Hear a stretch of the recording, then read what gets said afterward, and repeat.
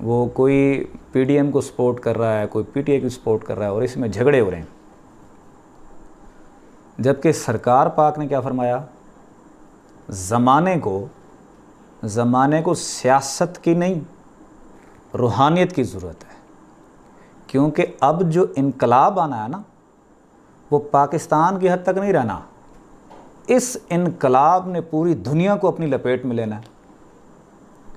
इस वजह से अल्लामा इकबाल रहमतुल्लाह ने क्या फरमाया, ज़माने को है मेहदी बरहक की ज़रूरत। ये नहीं कहा ज़माने को है पॉलिटिक्स की ज़रूरत, सियासत की ज़रूरत। और जितने वली हैं ना, सब ने यही कहा है। सूफ़ी बरकत अली लुधियानवी रहमतुल्लाह अलैह क्या फरमाते हैं, जब वो उनका विसाल होने लगा तो उन्हें फरमाया कि हम तो जा रहे हैं, अब पाकिस्तान में जो गड़दाल मतलब है लगना है ना, गड़दाल से मुराद जो यहाँ रोले डलने हैं, जो मसाइल खड़े होने हैं आने वाले वक्त में, उसको सिर्फ़ और सिर्फ इमाम ने आके ख़त्म करने हैं। किसने फरमाया? सूफ़ी बरकत अली लुधियानवी रहमतुल्लाह अलैह ने। ज़िंदा पीर घमकोल शरीफ, उन्होंने क्या फरमाया कि अब जो दुनिया में मसाइल खड़े होने हैं, जो मसाइल और जिन तनाज़ात से ये दुनिया गुज़रेगी, वो सिर्फ़ और सिर्फ इमाम ने आके ही हल करने हैं और कोई हल नहीं कर सकता। जितना ईमानदार बिठा दो, दुनिया के हालात मज़ीद बिगड़ेंगे सही, संवरेंगे नहीं।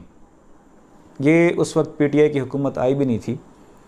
तो मैं बहावलपुर गया, दोस्तों ने मुझे कहा कि आप किसको सपोर्ट करते हैं, पीटीआई को या किसी और पार्टी को, क्योंकि इनकलाब जो आना है वो पीटीआई लेके आएगी। तो मैंने उस वक्त कहा कि इनकलाब पीटीआई नहीं ला सकती। पीटीआई की हुकूमत आई, मज़ीद हालात ख़राब होंगे। जिस मर्ज़ी बंदे ईमानदार को ले आओ, जिस बंद बल फरिश्ते को भी ले आओ, क्योंकि अल्लाह ने तकदीर लिखी है। इस मुल्क की नहीं, दुनिया के हालात इमाम के हाथ से ही ठीक होंगे, क्योंकि वो आसमानी हाथ रखते हैं। वो जैसे दुनिया को कहेंगे रुक जाओ तो रुक जाएगी।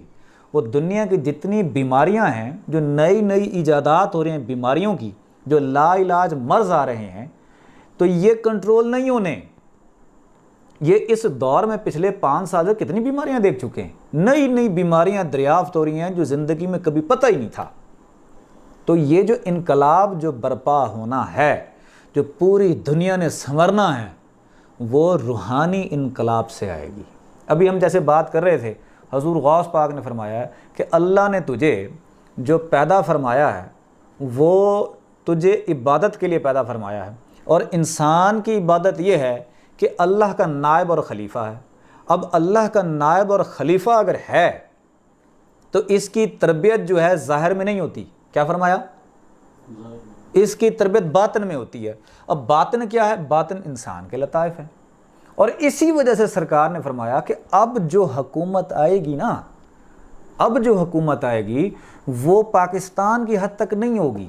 आने वाली जो हुकूमत है, सदियों से जिसका इंतज़ार हो रहा है, उस हुकूमत का जलवा देखने के लिए हर नबी वली ने जो दुआएं की हैं, वो इमाम मेहदी की हुकूमत है।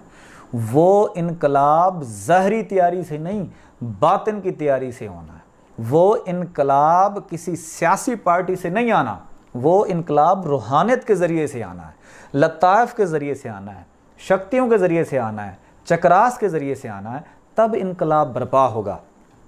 सरकार पाक ने क्या फरमाया कि हर बड़ी कुर्सी पर, हर जिम्मेदार कुर्सी पर कोई ख्वाजा होगा, कोई दाता होगा, कोई कलंदर होगा ना, कोई ना कोई फ़कीर होगा, फिर पूरी दुनिया अमन में जाएगी। और सरकार पाक ने बार बार ज़ाकिरीन को फरमाया, अपनी ज़िंदगी सियासत की नज़र करके ज़ाया ना करो। कुर्सी किसी एक को मिलती है। इमरान खान को भी अगर कुर्सी मिली तो इसके साथ वाले साथी कितने नाराज़ हुए, कितने नाराज़ हुए? उनको सीट मिली, नहीं मिली। उनको वजारत मिली, नहीं मिली, नाराज़ हो गए।